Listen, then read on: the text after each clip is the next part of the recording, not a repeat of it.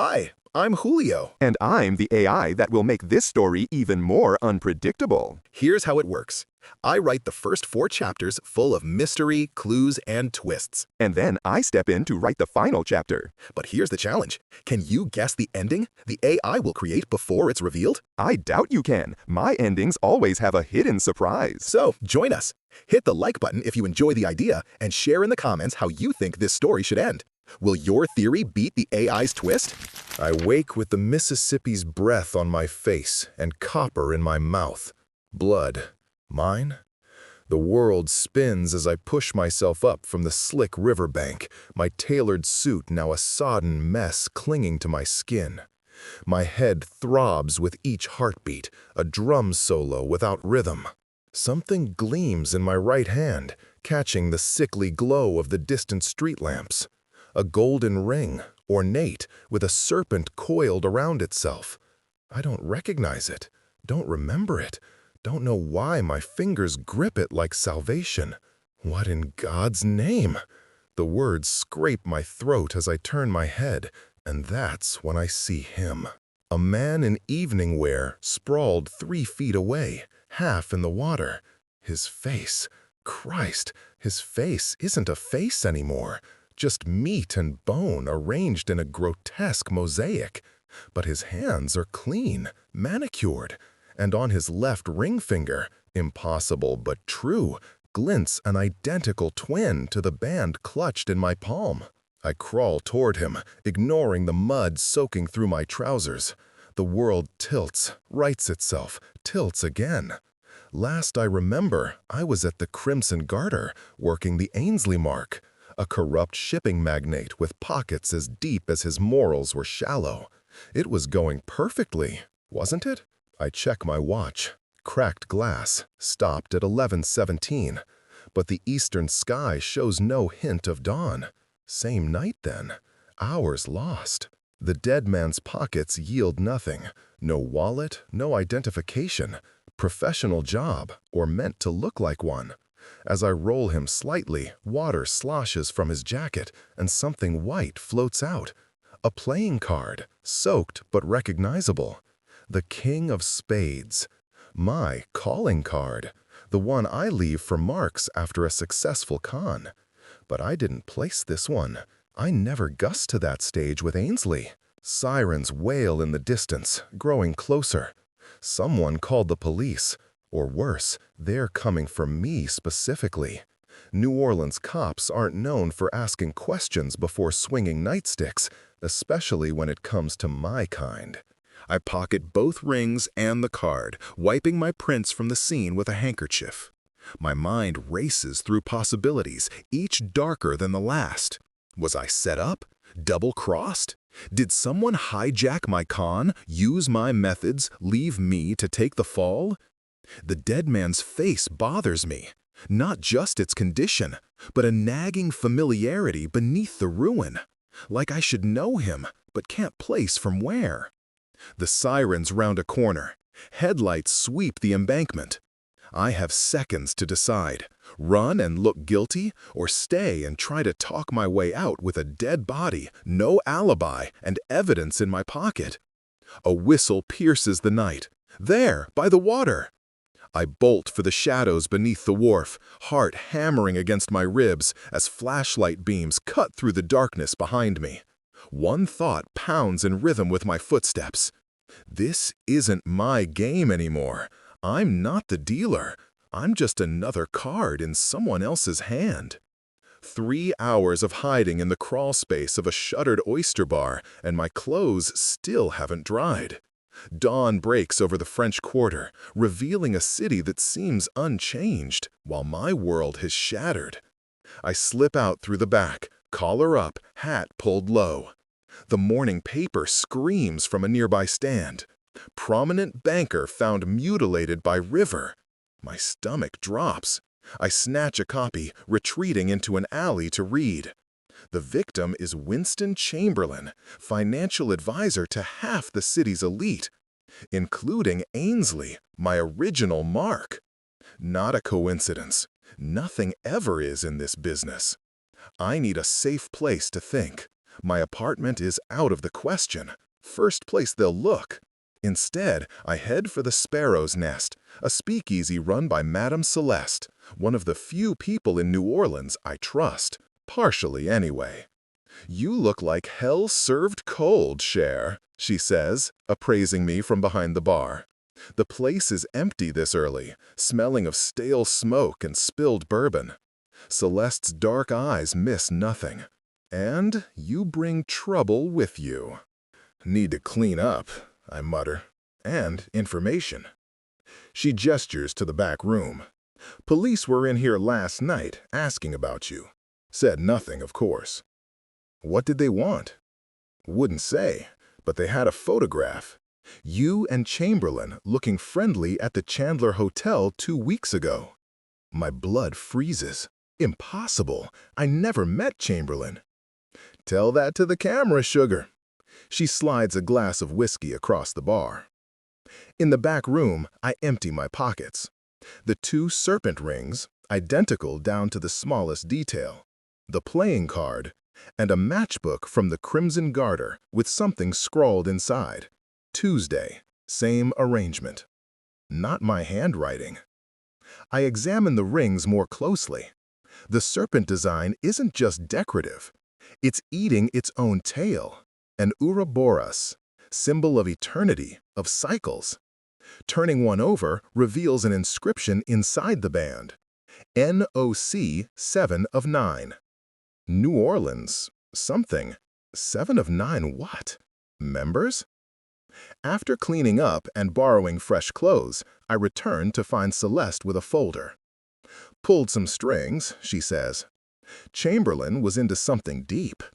Last 3 months, he's been moving money for rich folks, unusual patterns.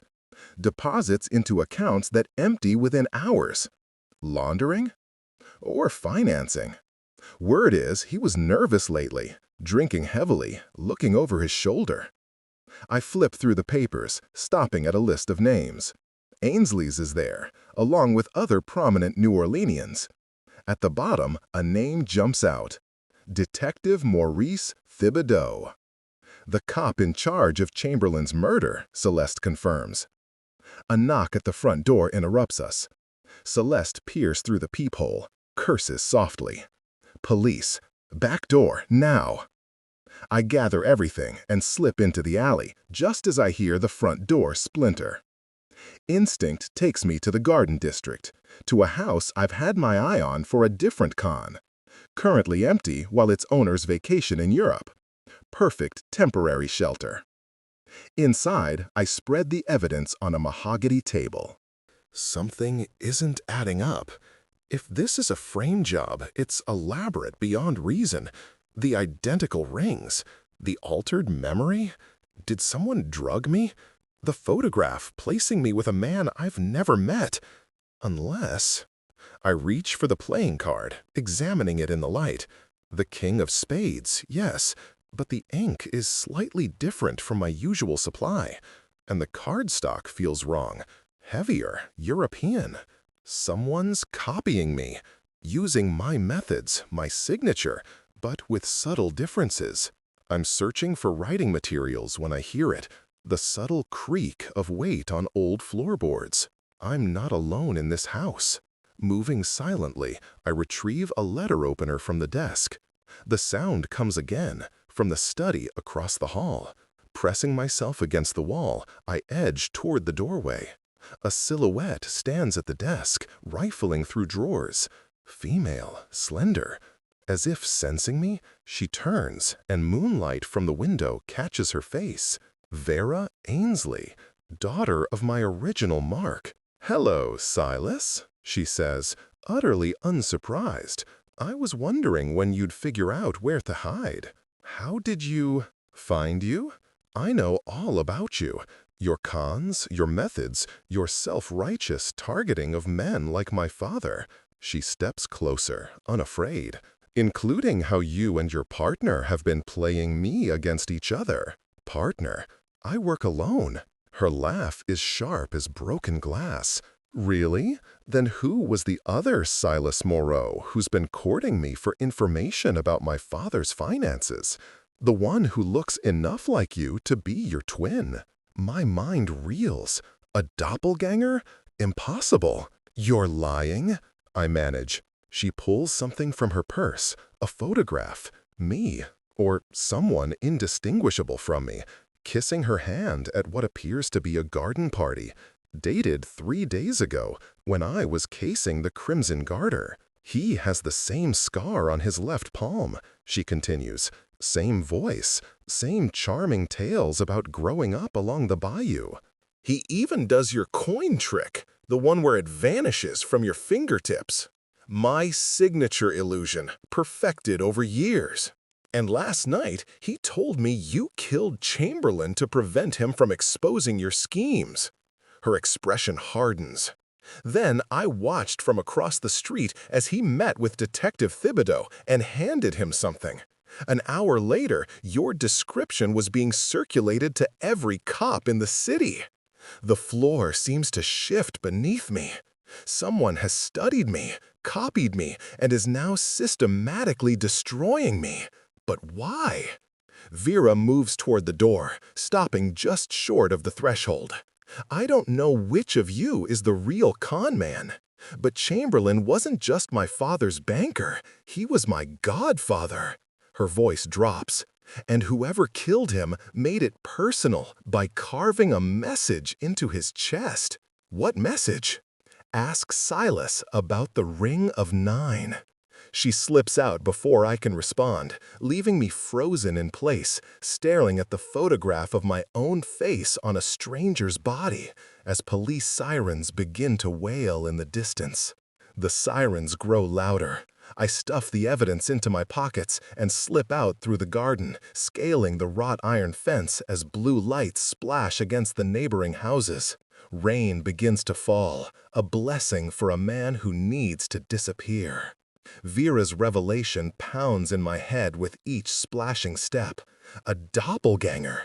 Someone wearing my face, using my past, stealing my future. The only person who might have answers is Julius, the old illusionist who taught me everything, including things he shouldn't have. I haven't seen him in 3 years, not since our falling out over what he called my waste of talent on common swindles. But desperate times.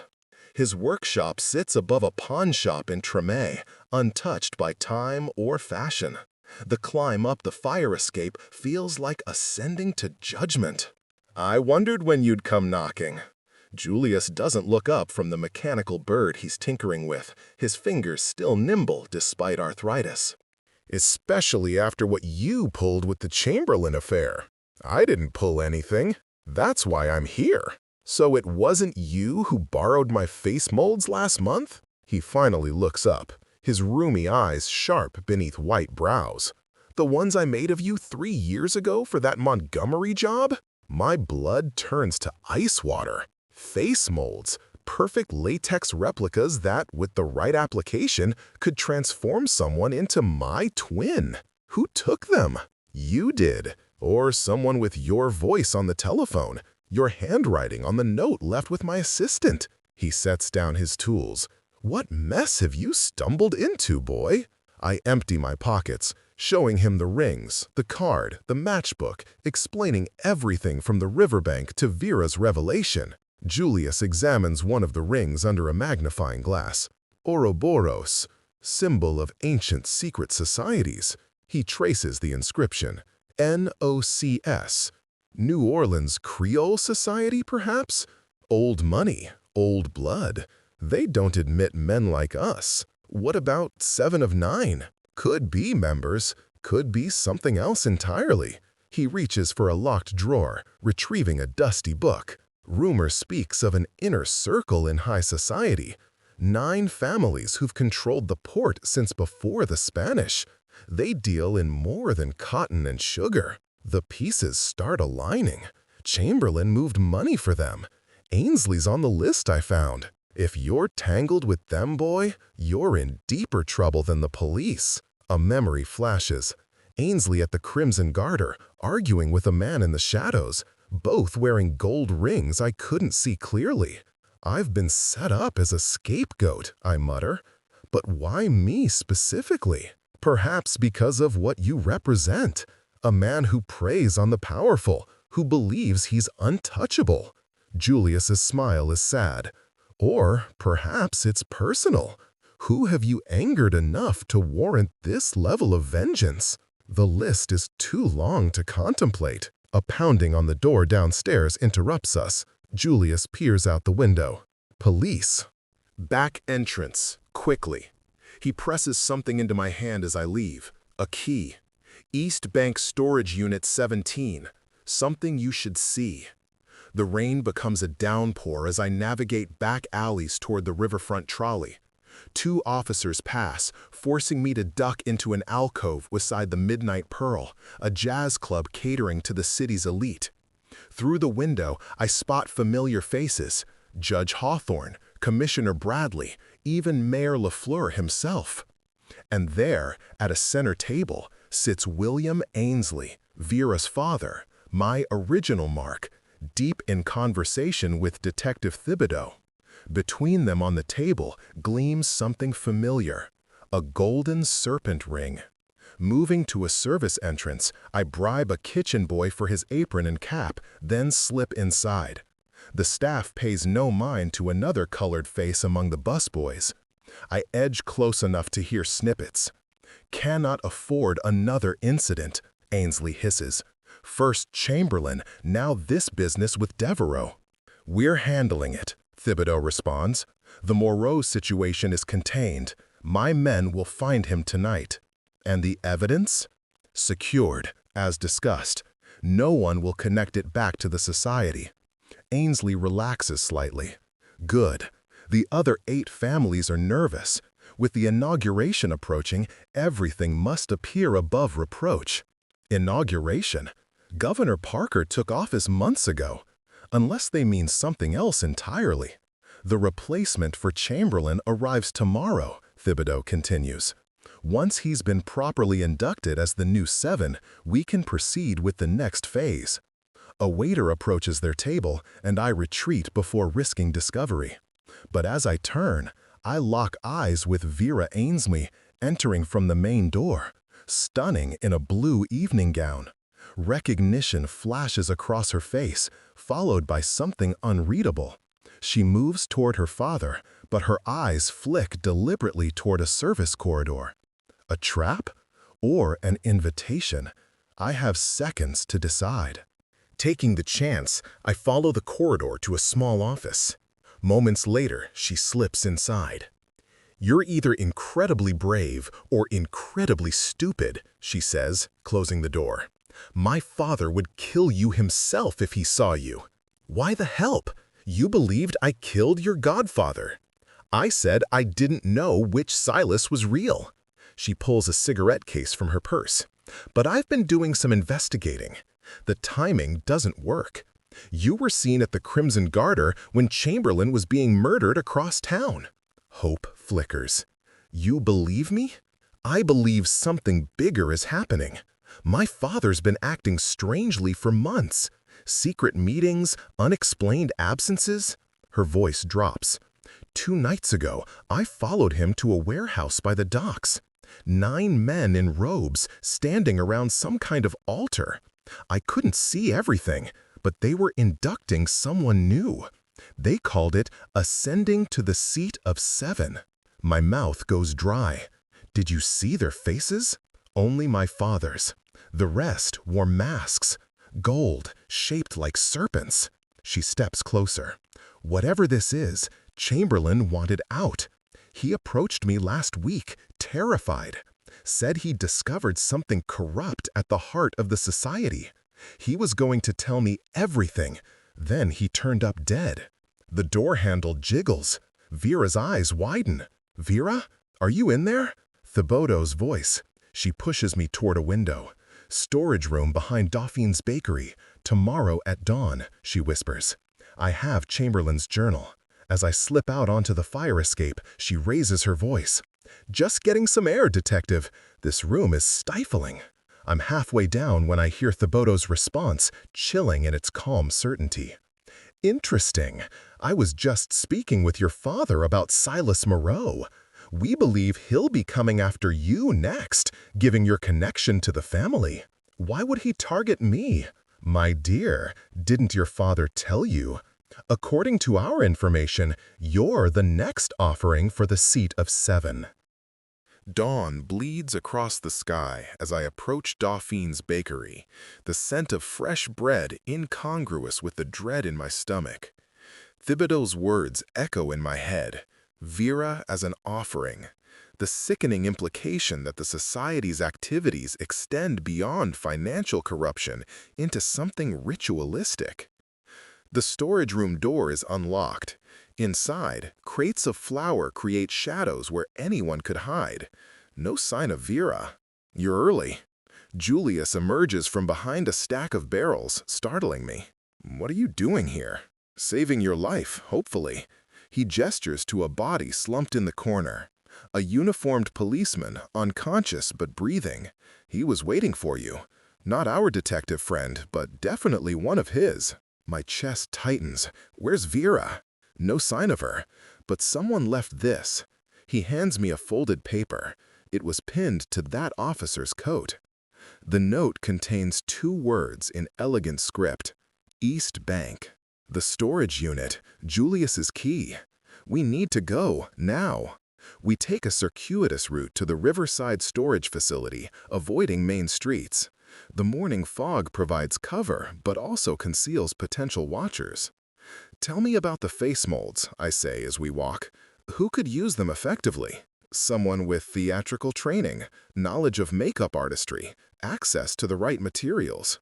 Julius gives me a sidelong glance. Someone like your old partner, perhaps. My step falters. Marcel? Impossible. He's in Atlanta. Is he? When did you last confirm that? The question hangs unanswered as we reach the storage facility. Unit 17 is padlocked, but Julius's key fits perfectly. Inside, dust covers everything, except a trunk in the center, recently disturbed. Julius hangs back. This was Marcel's storage unit. I kept paying the rent after everything. After Marcel disappeared following our last job together, he means. A con gone wrong that left a man dead. A death I never believed was accidental. The trunk contains theatrical supplies, makeup kits, prosthetics. And beneath them, a leather folio. Inside, detailed dossiers on 9 prominent New Orleans families. Photographs, financial records, newspaper clippings dating back decades, and a map of the city with 9 locations circled, connected by lines forming an Ouroboros pattern. Marcel was investigating them, I murmur. Or working for them. Julius points to a document, a contract with the letterhead NOCS and Marcel's signature. Before I can examine it closely, the door crashes open. Thibodeau stands there, revolver aimed at my chest. Quite the treasure hunt you've led us on, Mr. Moreau. His smile doesn't reach his eyes. Or should I call you Marcel? My mind races to catch up. You think I'm Marcel Devero? Playing dumb doesn't become you.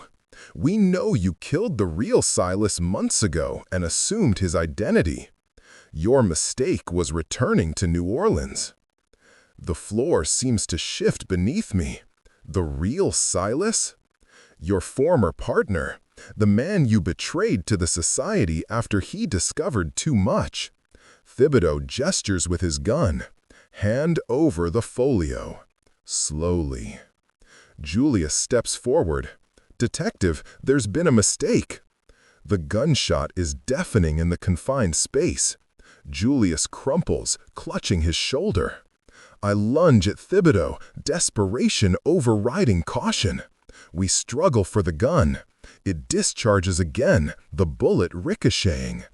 Pain explodes in my side, but adrenaline keeps me fighting until I slam Thibodeau's hand against a metal shelf.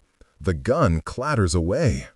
Subduing him with an elbow to the temple, I bind him with rope from a nearby shelf before returning to Julius. It's not deep, he gasps, pressing a handkerchief to his wound. But what Thibodeau said is madness, I finish, checking my own injury.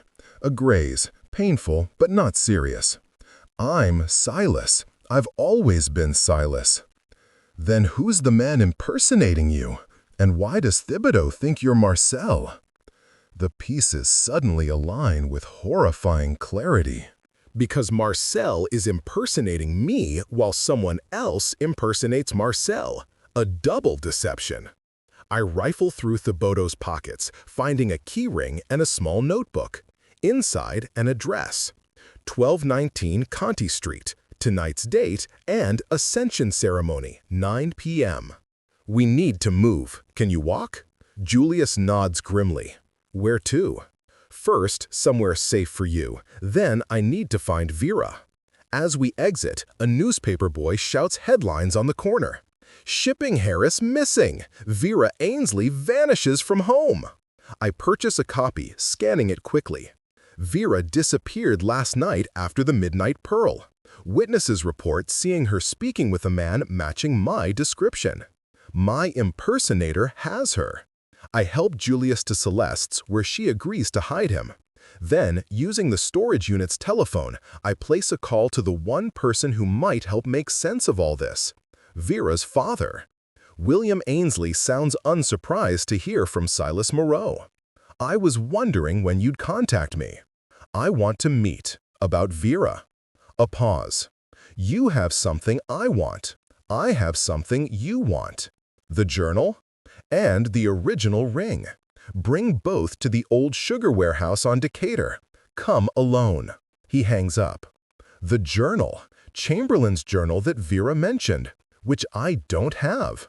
Checking Thibodeau's keys, I find one with the police station's insignia. Evidence lockup, perhaps? A desperate gamble, but my only lead. The station is busy with shift change when I arrive, allowing me to slip in through a delivery entrance, face obscured by a cap. Finding the evidence room unattended, I use Thibodeau's key. Inside, rows of shelves hold tagged items. I locate the Chamberlain case quickly. His effects in a box labeled with yesterday's date. The journal is there, leather-bound and water-damaged but legible. As I turn to leave, a bulletin board catches my eye. Wanted posters, including two nearly identical faces. Mine and Marcel's, side by side. The resemblance is uncanny, but subtle differences exist. A scar on his right cheek, not his left. Eyes spaced slightly wider. Beneath them, a case file labeled Devereaux/Moreau. I grab it, along with the journal, and slip out unnoticed. Reading in a quiet corner of an abandoned church, the horrifying truth emerges. Marcel Devereaux was found dead 6 months ago in Atlanta. Throat slit, face mutilated beyond recognition. Identified only by personal effects and a distinctive tattoo. A tattoo I know was on Marcel's shoulder. A tattoo anyone close to him would know about. The case file contains more. Marcel and I were investigating the society 3 years ago, before our falling out. We discovered their ritualistic practices, human sacrifices disguised as accidents or disappearances. One victim every year, occupying 9 seats of power in rotation. The journal confirms it. Chamberlain documented everything. The ceremonies, the participants, the victims. Including the most recent, the real Marcel Devereaux, killed by a member called 9, who then assumed Marcel's identity, and who subsequently assumed my identity to frame me for Chamberlain's murder. I'm so absorbed in the documents that I almost miss the sound of the church door opening. Looking up, I confront my own face staring back at me. Marcel's perfect impersonation, down to the scar on my palm. "Hello, Silas," he says, my voice emerging from his lips. "I've been looking for you." Behind him stands Vera Ainsley, eyes vacant, a bruise darkening her cheek. "She's been prepared for tonight's ceremony," my doppelganger continues. "As have you. The final pieces of a game that began long before either of us knew we were playing. He raises a gun, not at me, but at Vera's head. Now, shall we discuss the terms of your surrender? Time stops. My own face stares back at me, wearing an expression I've never owned. The gun pressed to Vera's temple doesn't waver. Marcel's dead, I say, forcing my voice steady. So who are you really? My doppelganger smiles. My smile, but wrong. You still don't recognize me, do you, Silas, even after 3 years? He shifts his stance, and something clicks. The way he distributes his weight, the slight hitch in his left shoulder. Memory floods back with nauseating clarity.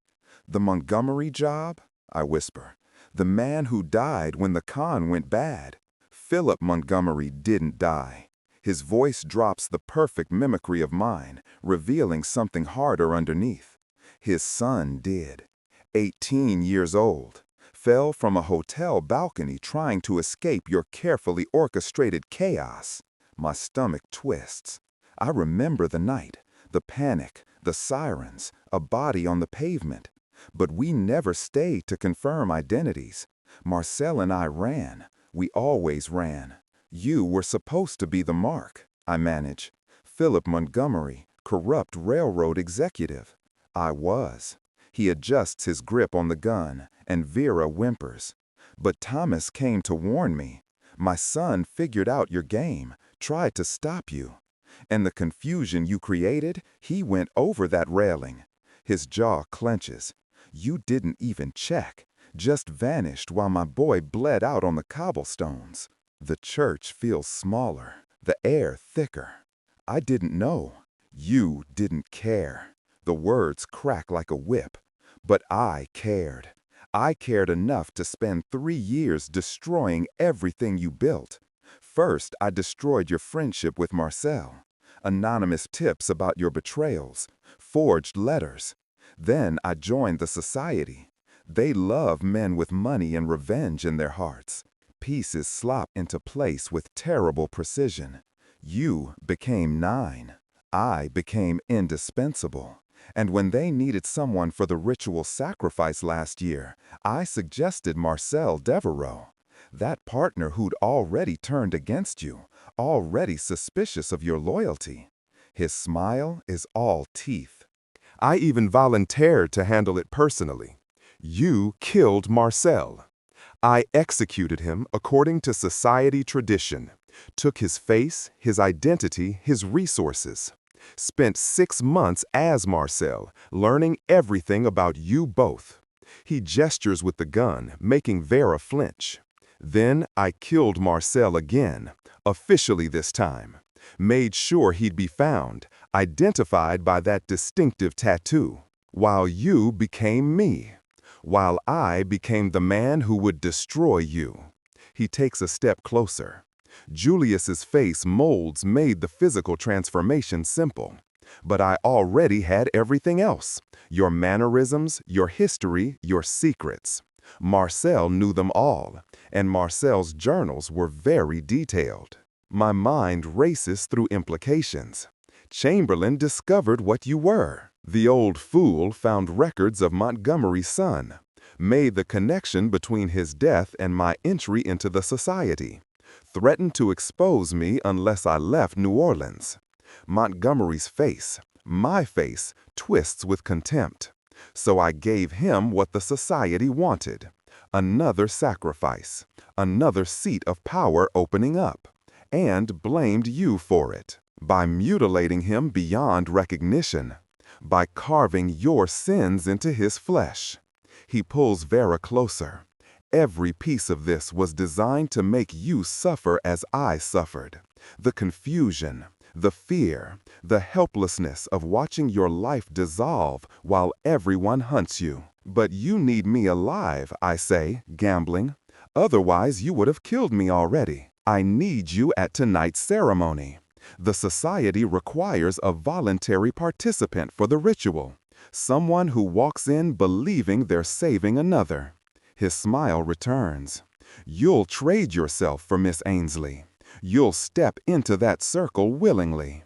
And when they cut your throat, your last thought will be that you failed to save her too, because you'll kill her anyway. Because the ritual requires two, the volunteer and the vessel. He strokes Vera's hair and she flinches. But here's the beautiful part, Silas. When they find your body tomorrow, you'll have my face. The final deception. Philip Montgomery dead by his own ritual, while Silas Moreau disappears into legend.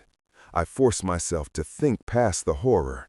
He's talking too much, buying time. For what? The church door creaks behind him. Montgomery tenses, gun swinging toward the sound. Julius staggers in, blood soaking his shoulder, but his hands are steady on the revolver pointed at Montgomery's back. "Step away from the girl," the old illusionist says. Montgomery hesitates, calculating angles. "You'll hit her." "I taught this boy everything he knows." Julius's voice is iron. "Including how to shoot from a moving trolley at night. You think I'll miss from 10 feet? The standoff stretches. I see Montgomery's finger tighten on the trigger. I move. Not toward Montgomery, toward Vera. I slam into her, driving us both sideways as gunfire erupts. We hit the floor hard. I roll, covering her body with mine as the church explodes with violence. Montgomery fires at Julius. Julius fires back. Wood splinters, glass shatters. The reports echo like thunderclaps in the confined space. Then, silence. I risk a glance up. Julius slumps against a pew, a new wound in his chest. Montgomery stands, swaying, a bloom of red spreading across his shirt. My shirt, my face, bleeding. "You?" Montgomery coughs, blood on his lips. "You weren't supposed to." He collapses. I crawl to Julius first. His eyes are fading, but still sharp. "The folio," he wheezes. "Everything about the society. Get it, too. Save your breath," I plead. "To the newspapers, federal authorities." Each word costs him. 9 families built this city on blood.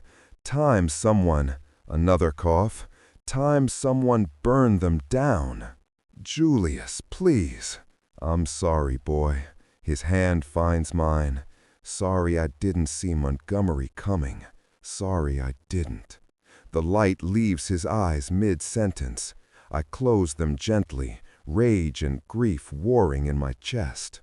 Vera's hand on my shoulder pulls me back. "Silas, we have to go." "The ceremony is still happening," I finish grimly, "with or without Montgomery's plan. Montgomery is alive, but barely. I search his pockets, finding keys, documents, a second gun, and a watch, stopped at 11:17, identical to mine. The watch from the night at the river, the night this began. "He drugged you," Vera says, reading the same revelation in my face. "Made you think you blacked out. Planted false memories." I check the watch's back. A hidden compartment holds a small vial, empty now, but labeled with a chemical compound. He dosed me, staged the scene at the river, expected me to run and look guilty. But you didn't run far enough. I ran straight into his trap. I pocket everything useful and help her stand. "Can you walk? Can you stop them?" She steadies herself against the pew. "My father, Thibodeau, the others. They'll complete the ritual, with or without Montgomery. Then we'll have to convince them otherwise. With what leverage?" I pull out Chamberlain's journal. "With truth, with evidence, with whatever it takes." We move through the city like ghosts, staying to alleys and shadows. My mind catalogs what I know. The ceremony at 1219 Conti Street at 9 p.m. 9 members of the society. The ritual requiring willing participants. "They took my father 3 years ago," Vera says suddenly. "The real William Ainsley, my father." I stop walking. "What?" "The man at those meetings, wearing the ring, making deals with corrupt police. That's not my father." Her voice breaks. "My father was kind, gentle. He fought the society his whole life. Then one night he came home different, wrong. And I knew but couldn't prove it. The final piece falls into place. They've been replacing people. Chamberlain, your father, others. Consolidating power, erasing opposition. They've infiltrated everything. Police, courts, banks." She grips my arm. "If we go to the authorities, we're going to them. Then we go public, press, federal agents, someone outside their control." We reach the newspaper office as the evening edition goes to print. The editor, a chain-smoking bulldog named Garrett, listens to our story with increasing horror. "You're telling me the city's elite are practicing human sacrifice?" "I'm telling you I have evidence." I spread the documents across his desk. Chamberlain's journal, society membership lists, financial records, photographs, everything. Garrett examines them, his expression darkening. "This is either the story of the century or an elaborate hoax." "There's a ceremony tonight, 1219 Conti Street, 9 p.m. I lean forward. "Send someone, verify it yourself." "If this is real, they'll kill anyone who interferes." "Then send the police, send everyone." I meet his eyes. "Or tomorrow morning I'll be dead and you'll be wondering if you could have stopped it." He stares at me for a long moment, then reaches for his telephone. The warehouse at 1219 Conti Street is exactly as described. Old sugar refinery, abandoned for years, but tonight it blazes with torchlight, visible through broken windows. Vera and I approach from the water side, using shipping containers for cover. Behind us, Garrett's people and a squad of federal agents Garrett contacted fan out, waiting for my signal. "You don't have to go in," I tell Vera. "That thing wearing my father's face is in there." Her jaw sets. "I'm going." We enter through a loading dock, descending into the building's heart. Voices echo from below, chanting in a language I don't recognize. The ceremony chamber is vast, lit by candles arranged in a 9-pointed star. In the center, a stone altar stained dark with old blood. 9 figures in golden serpent masks surround it and bound to the altar. A man I've never seen before, young, terrified, gagged. Not Vera, not me, someone else entirely. The figure at the altar's head raises a curved blade. "For the society, for the 9, for the eternal circle that devours itself and is reborn." "Stop!" My voice echoes through the chamber. 9 masks turn toward me. The leader lowers his blade, but doesn't drop it. "Silas Moreau," he says, and I recognize the voice beneath the mask. "William Ainsley, you were expected." Was I? I step into the candlelight. Or was Philip Montgomery expected to drag me here? Because Montgomery's dead, his plan failed. Silence. Then the figures begin removing their masks. Ainsley, Thibodeau, Judge Hawthorne, Mayor LaFleur, the elite of New Orleans, faces I've seen in newspapers and society pages. Montgomery was a useful tool, Ainsley admits, but tools break. The society endures. Not after tonight. I pull out Chamberlain's journal. Everything you've done is documented here. Every sacrifice, every replaced official, every crime. One journal? Ainsley laughs. Easily discredited. The mad ravings of a drunk who, copies of which are currently being printed by the Times-Picayune, I interrupt, along with financial records, photographs, and testimony. Morning edition, National Wire Services. By dawn, every paper in the country will know what you are. The masks exchange glances. Thibodeau moves toward me, hand on his revolver. And federal agents are surrounding this building, Vera adds, stepping into view. Signal one of them gave, a specific whistle, will bring them pouring in. So I suggest we all stay very calm. Ainsley's composure cracks. Vera, my daughter. I'm not your daughter. Her voice could cut steel. "You're not my father. You're just another monster wearing his face. We've built this city," Ainsley pleads. "Everything here exists because of the society. The power, the wealth, the culture. Built on corpses," I finish. "On stolen lives and murdered innocents. On my friend Marcel. On Chamberlain.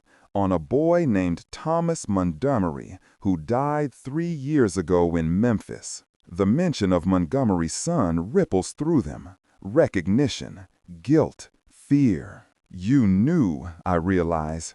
You knew what Montgomery was doing, and you let him. He was effective, Mayor LaFleur says coldly, motivated. He was insane. I moved toward the altar, toward the terrified victim. And you enabled him because his madness served your purposes. But it ends now. Either you surrender to the federal agents waiting outside, or they come in and take you by force. Theodore draws his gun. "You're bluffing. No agents would believe." A whistle pierces the night. Not mine, Vera's. Doors crash open. Federal agents flood the chamber, weapons drawn, shouting orders. The 9 members of the society freeze, then scatter. Some surrender immediately.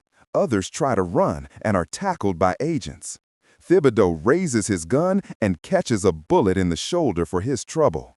In the chaos, I free the man on the altar, cutting his bonds with Thibodeau's dropped knife. He stumbles away, sobbing with relief. Vera stands over William Ainsley, the thing wearing her father's face, as agents snap handcuffs on his wrists. "Where is he?" she demands. "Where's my real father?" Ainsley meets her eyes, and for a moment, something almost human flickers there. "Dead," he whispers. 3 years ago. I'm sorry." She slaps him, once, hard enough to split his lip, then turns away, shoulders shaking with silent grief. I find her outside as dawn breaks, sitting on a dock watching the river flow past. The same river where this began. The same river that's witnessed a century of the society's sins. "It's over," I say, sitting beside her. "Is it?" She doesn't look at me. 9 people arrested, but how many others in the society? How many we don't know about? How many who'll escape? She's right, of course. The federal agents will prosecute who they caught, but the society's roots run deep. Some will slip away. Some will rebrand, regroup, wait for memory to fade. We hurt them, I offer. We expose them. We saved that man on the altar. And Julius is dead. Your friend Marcel is dead. My father is dead. She finally turns to me, eyes red. Was it worth it? I don't have an answer. The question haunts me as I watch the sun paint the river gold. The morning paper hits the stands with a headline that will change New Orleans forever. Elite secret society exposed in ritual sacrifice plot. Garrett's story is meticulous, devastating. By noon, Governor Parker calls for a complete investigation. By evening, half the city's officials have resigned. But I'm not there to see it. Vera and I leave New Orleans on the morning train, carrying only what fits in 2 small bags. New identities wait in Chicago, courtesy of contacts who owe me favors. We'll start fresh, start clean. Or try to. As the city fades behind us, I pull out the serpent ring, the one from my hand at the riverbank, the one Montgomery planted. I turn it in the light, studying the Ouroboros eating its tail. Eternal cycle, birth and death, destruction and renewal. I throw it from the train window, watching it disappear into the Louisiana swamp. "Do you think we'll ever be free of this?" Vera asks. I consider lying, but we've both seen too much for comfortable lies. No, I admit, we'll carry it with us. Julius, Marcel, your father, everyone who died because of the society's madness. Then why run? Because carrying our dead doesn't mean joining them. I meet her eyes. We survived. That means something. The train carries us north, toward whatever future we can build from the wreckage. Behind us, New Orleans burns with revelation. The society will never be the same. Parts of it will die. Parts will adapt. Parts will hide, waiting. But they'll always know we're out there. The con man and the shipping heiress. The ones who burned down their eternal circle. And if they ever forget, we'll remind them. The Ouroboros is broken. What rises from the ashes is up to us.